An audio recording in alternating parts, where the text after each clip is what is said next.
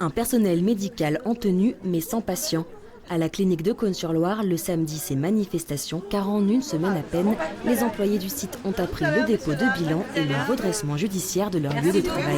On est toujours dans la crainte de perdre notre emploi et puis on a été perturbé dans le sens où ça a été très rapide et violent, le fait de se retrouver du jour au lendemain comme ça, sans savoir.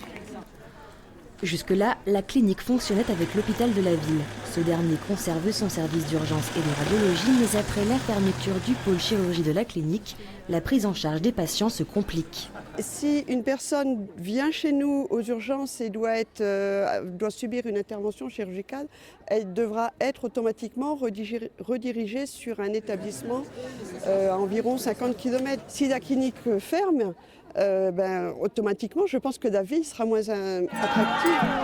Dans un cortège bien fourni, 2000 personnes d'après la mairie, l'inquiétude est partagée. C'est quand même une ville assez importante qu'on puisse garder ce pôle de santé. Tous ces petits centres-là sont appelés, je suppose, à disparaître, malheureusement. Mon compagnon a fait un début d'infarctus, il avait dû aller à Nevers, s'il n'avait pas été pris en charge à la clinique, il était mort.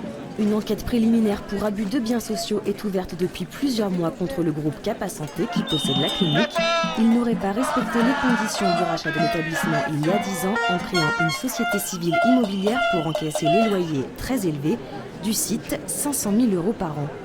Les élus locaux se gardent bien de commenter l'affaire, mais ils attendent des réponses. Le propriétaire de la clinique est dans une situation illégale, eh bien, il faut qu'on ait un dénouement très rapide de manière à ce qu'un repreneur puisse arriver très vite pour le personnel et pour le bassin, pour les habitants du territoire. Dans ce chalet municipal, les salariés de la clinique se relaient pour mobiliser les habitants de la ville et faire signer une pétition qui a déjà réuni plus de 15 000 signatures. Allez, tiens le premier de la liste.